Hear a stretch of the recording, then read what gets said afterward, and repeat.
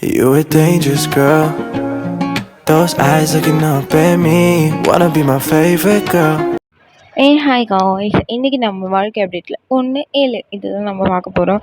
நம்ம காலையில் எழுந்து எல்லா வேலையும் முடிச்சாச்சு. எல்லா வேலையும் முடிச்சுட்டு உணவு உட்கொள்ளலாம் அப்படின்னு சொல்லிட்டு உட்கார ஆரம்பிச்சிட்டேன். உட்காந்துருக்கும்போது கதை பேசிக்கிட்டு இருந்தேன் எங்கள் அக்கா. சரி ஓகே, அவகிட்டையும் கொஞ்சம் கதையை பேசிட்டு காலையிலேயே ஒரே வைப்போடு தான் சாப்பிட ஆரம்பிச்சிட்டேன். சாப்பிட்டு முடிச்சுட்டு சரி ஓகே, நம்ம நீண்ட பயணத்திற்கு செல்வோம் அப்படின்னு சொல்லி முடிவு எடுத்துட்டேன். அதுக்கு முதல்ல உணவு உட்கொள்ளணும் அப்படின்னு சொல்லி, இல்லை நம்ம ஒரு பக்கம் கதை பேசியிருந்தேன், இதில் எங்கே நம்ம சாப்பிட்றது அப்படின்னு சொல்லி மார்னிங் பிரேக்ஃபாஸ்ட்டை கம்ப்ளீட் பண்ணிட்டேன். இன்றைக்கி நமக்கு நிறைய வேலை இருக்கும். அந்த நிறைய வேலை என்னென்னன்றது வீடியோக்குள்ளே போகலாம் வாங்க.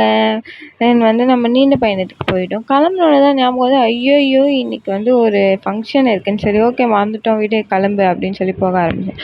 செம்ம வெயில். இந்த வெயிலில் என்ன பண்ணுறதுனே தெரில. சரி ஓகே, வெயிலில் விண்டோ சீட்டு பக்கத்தில் உட்காந்தாலுமே காற்று வர மாட்டேங்குது. அது என்னன்றதை கமெண்ட்டில் தட்டி விட்டு போங்க.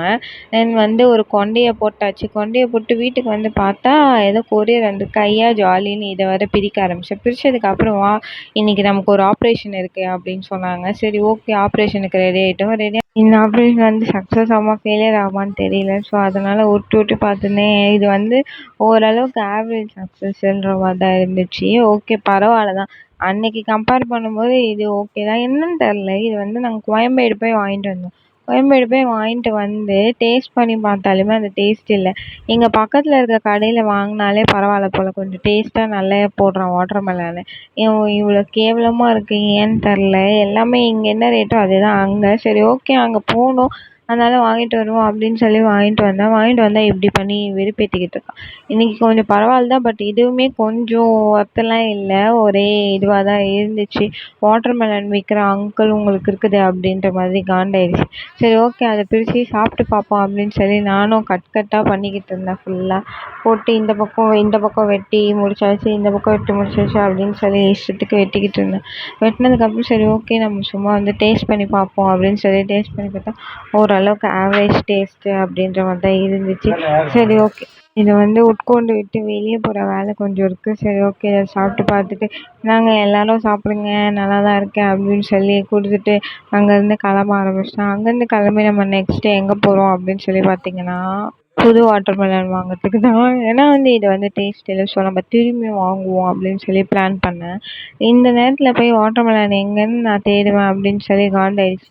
சரி ஓகே, பட் இருந்தாலும் நம்ம சாதிக்கிறோம் அப்படின்னு சொல்லி எங்கள் அக்கா வேறு நடுவில் நடந்து போய்கிட்டு இருக்கா. நிறைய பேர் கேட்டுட்டு இருந்தீங்க, அவள் என் அக்காவா தங்கச்சின்னு. அவள் என்னோட அக்கா தான்.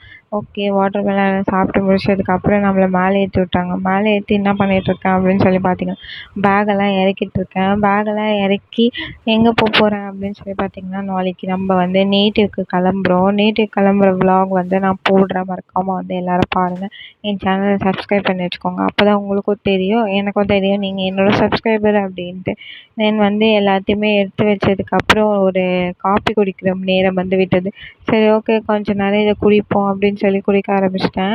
குடித்ததுக்கப்புறம் தான் நம்ம கொஞ்சம் வேலையை செய்வோம் அப்படின்னு சொல்லிட்டு நானே சுறுசுறுப்பாக அப்போ தான் நம்ம எல்லா ஒர்க்கும் செய்வோம் அப்படின்னு சொல்லி நானே முடிவெடுத்தேன். பேகை தூக்கி கீழே போட்டு குடுகுடுன்னு ஓடி காஃபி குடிக்க உட்காந்துட்டேன். இப்போ அதில் இருக்கிறதெல்லாம் யார் எடுத்து வைப்பான்னு எனக்கு தெரியல. அப்படி ஒரு விஷயத்த பண்ணிக்கிட்டு இருக்கேன். அதுக்குள்ளேயே வெளியே வேறு கிளம்பி போயிட்டேன்.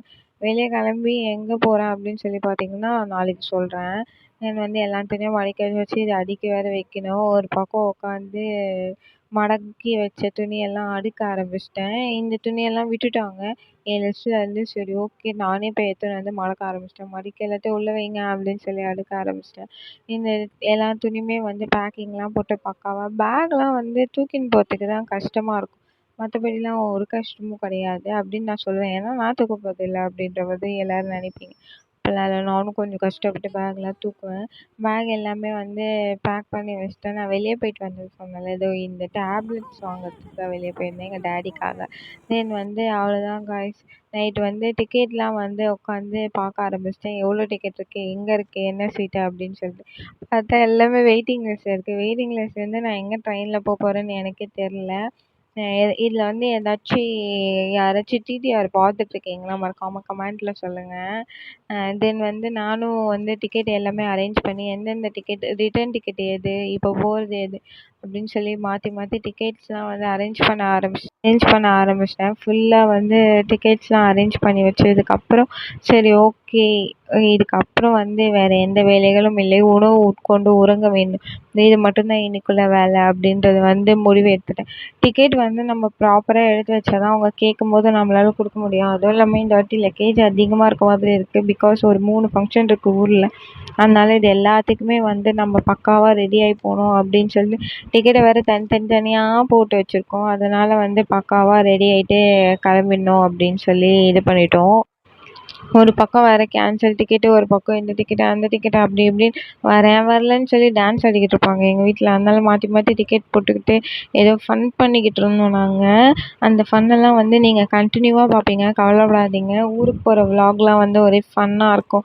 என் குக்கிங் சேனல்லையும் குக்கிங் ரெசிபி கூட மறக்காமல் அதை பார்த்துக்கோங்க. தென் வந்து உணவு உட்கொண்டு தூங்கியாச்சு. இதுதான் இன்னையோட விலாக் முடிஞ்சிச்சு. என்னோடய சேனல் வந்து உங்களுக்கு பிடிச்சிருந்தா மறக்காமல் லைக் பண்ணுங்கள், கமெண்ட் பண்ணுங்கள், ஷேர் பண்ணுங்கள், சப்ஸ்கிரைப் பண்ணுங்கள். இது மாதிரி தொடர்ந்து நிறைய வீடியோஸ் பார்க்குறதுக்கு நம்ம சேனலை வந்து சப்ஸ்கிரைப் பண்ணி வைங்க. உங்களுக்கு ஏதாச்சும் என்ன டவுட்டு என்னன்னாலும் கமெண்ட் பாக்ஸில் கமெண்ட் பண்ணுங்கள். எல்லா கமெண்ட்க்கும் நான் கண்டிப்பாக ரிப்ளை பண்ணுவேன். பாய் காய்ஸ், நம்ம நெக்ஸ்ட் வீடியோவில் மீட் பண்ணுவோம். பாய் பாய், see you later. யூடியூப் சேனலுக்கு எல்லாருமே லைக் பண்ணுங்க, ஷேர் பண்ணுங்க, சப்ஸ்கிரைப் பண்ணுங்க. அந்த பெல் பட்டன் இருக்கும், உங்க பொண்ணான கையால அந்த பெல்லை மட்டும் அமுக்கிடுங்க. உங்களால முடிஞ்ச ஒரு 100 சப்ஸ்கிரைப் வந்தா அவங்க குடும்பம் செழிக்கும், அவங்களை சுத்தி உள்ள எல்லாரும் செழிப்பாங்க. கண்டிப்பா ஆதரவு நண்பர்களே, வீடியோவை தள்ளாம பாருங்க. என்னுடைய ஆதரவு கண்டிப்பா உண்டு.